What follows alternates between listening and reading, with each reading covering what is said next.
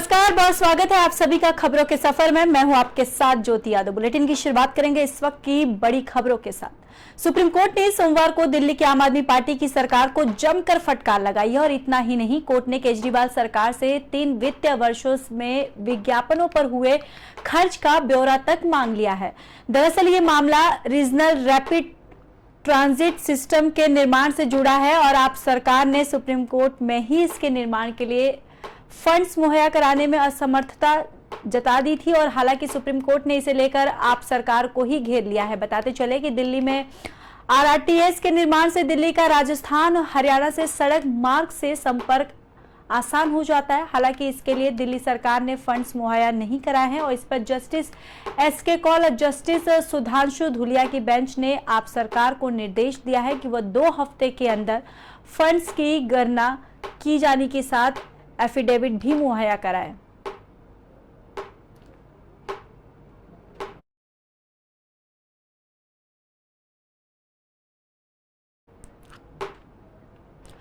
राष्ट्रवादी Congress party के प्रमुख शरद पवार ने महाराष्ट्र के उप मुख्यमंत्री के रूप में अपने भतीजे अजित पवार के शपथ समारोह में शामिल होने के लिए पार्टी के 3 नेताओं को हटा दिया है।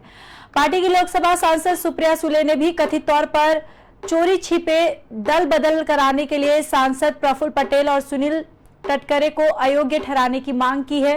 राष्ट्रवादी कांग्रेस पार्टी की कार्रवाई को उन लोगों के लिए एक उदाहरण के रूप में देखा जा रहा है जिन्होंने बागी अजित पवार का समर्थन किया था। वहीं निष्कासित नेताओं में मुंबई मंडल राकांपा प्रमुख नरेंद्र राठौड़, अकोला शहर जिला प्रमुख विजय देशमुख और राज्य मंत्री शिवाजी राव गर्ज शामिल है और ये तीनों अजित पवार के शपथ समारोह में शामिल हुए थे।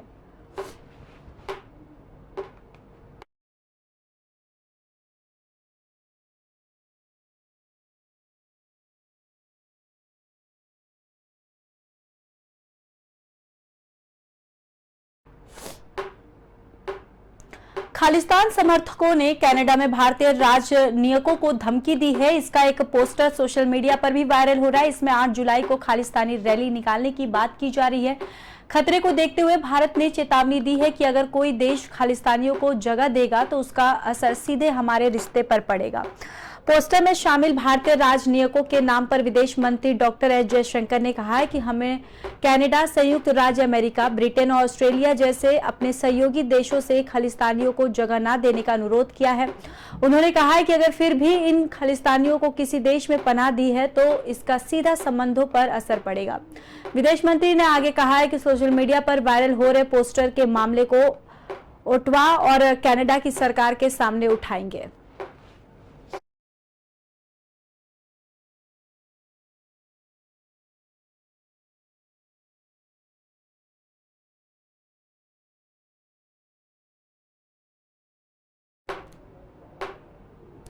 महाराष्ट्र जैसा सियासी उठापटक उत्तर प्रदेश में भी होने जा रहा है। सपा पार्टी के कई विधायक और सांसद जल्द पाला बदलने वाले हैं, ये दावा किया है सुभासपा के अध्यक्ष और पूर्व मंत्री ओम प्रकाश राजभर ने। सोमवार को वाराणसी स्थित सुभासपा कार्यालय में बातचीत करते हुए ओपी राजभर ने कहा है कि यूपी सरकार का विस्तार होगा तो सूबे की राजनीति में खेल होगा। यहां भी वही खेल होगा जो महाराष्ट्र में हुआ है। दावा किया कि सपा के कई विधायक यूपी सरकार में शामिल होना चाहते हैं। वहीं कई लोग लोकसभा टिकट के लिए दिल्ली की दौड़ लगा रहे हैं और कहा कि अखिलेश यादव के रवैये से सपा के विधायक और सांसद नाराज हैं। वो अपना भविष्य समाजवादी पार्टी में नहीं देख रहे और ओम प्रकाश राजभर ने इसका कारण भी बताया। सुभासपा अध्यक्ष ने कहा कि अखिलेश यादव तेलंगाना के मुख्यमंत्री केसीआर से मिलने जा रहे हैं, लेकिन वो बसपा प्रमुख मायावती से नहीं मिल रहे। बसपा और मायावती उत्तर प्रदेश में गेम चेंजर है।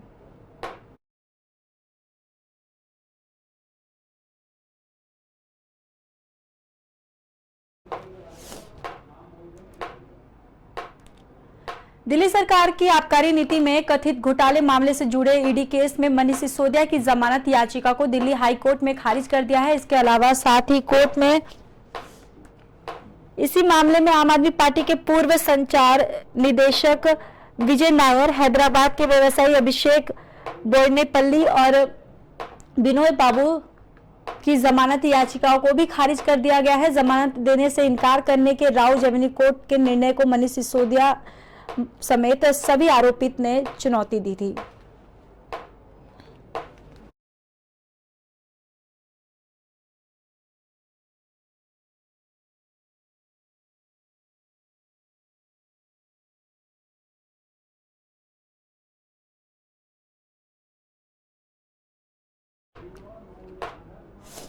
आज दिल्ली में आईवाईसी के अध्यक्ष श्री निवासन के नेतृत्व में यूथ कांग्रेस के साथियों ने मणिपुर मुद्दे पर पीएम मोदी की खामोशी को लेकर विरोध प्रदर्शन किया है। इस मौके पर सभी नारे लगाते हुए नजर आए। वहीं प्रधानमंत्री नरेंद्र मोदी चुप्पी तोड़ो जैसे नारे लगाते रहे। साथ ही मणिपुर के सीएम का इस्तीफे का मांग भी उन्होंने की है।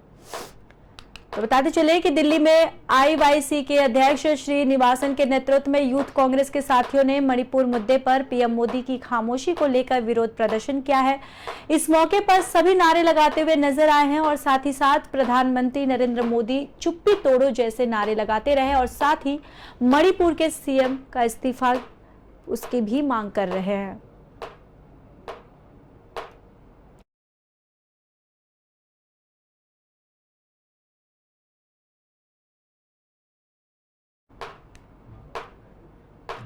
महाराष्ट्र में सियासी घटनाक्रम तेजी से बदल रहे हैं। रविवार को शरद पवार की राष्ट्रवादी कांग्रेस पार्टी में बगावत के बाद उनके भतीजे अजित पवार अपने समर्थक विधायकों के साथ एनडीए सरकार में शामिल हो गए हैं। उन्होंने डिप्टी सीएम पद की शपथ भी ली और इस बीच राष्ट्रवादी कांग्रेस पार्टी के प्रमुख शरद पवार ने अजित पवार के शपथ समारोह में भाग लेने के लिए 3 नेताओं को पार्टी से निकाल दिया है।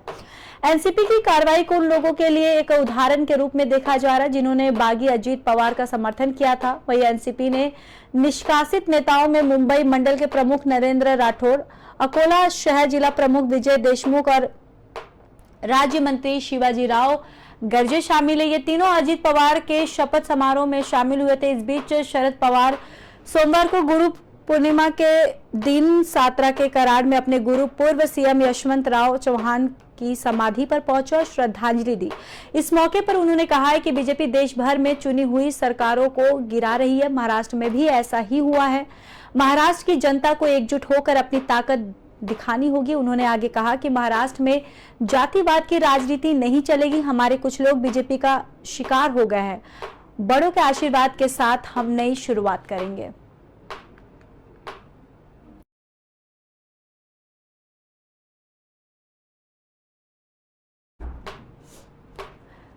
तो आपको बताते चले कि महाराष्ट्र में सियासी घटनाक्रम तेजी से बदल रहे और रविवार को शरद पवार की समाजवादी पार्टी में बगावत के बाद उनके भतीजे अजित पवार अपने समर्थक विधायकों के साथ एनडीए सरकार में शामिल हो गए हैं। उन्होंने डिप्टी सीएम पद की शपथ भी ले ली है।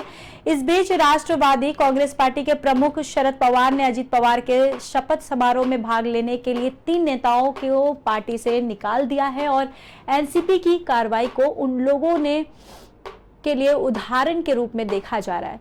उन्होंने जिनकी अजित पवार का समर्थन किया था। एनसीपी ने निष्कासित नेताओं में मुंबई मंडल के प्रमुख नरेंद्र राठौड़, अकोला शहर जिला प्रमुख विजय देशमुख और राज्य मंत्री शिवाजी राव गर्जे शामिल है। ये तीनों नेता अजित पवार के शपथ समारोह में शामिल हुए थे। इस बीच शरद पवार सोमवार को गुरु पूर्णिमा के दिन सातरा के कराड़ में अपने गुरु पूर्व सीएम यशवंतराव चौहान के समाधि पर पहुंचे और श्रद्धांजलि दी। इस मौके पर उन्होंने कहा कि बीजेपी देश भर में चुनी हुई सरकारों को गिरा रही है। महाराष्ट्र में भी ऐसा ही हुआ है। महाराष्ट्र की जनता को एकजुट होकर अपनी ताकत दिखानी होगी। उन्होंने कहा कि महाराष्ट्र में जातिवाद की राजनीति नहीं चलेगी। हमारे कुछ लोग बीजेपी का शिकार हो रहे हैं और बड़ों का आशीर्वाद के साथ ही हम नई शुरुआत करेंगे।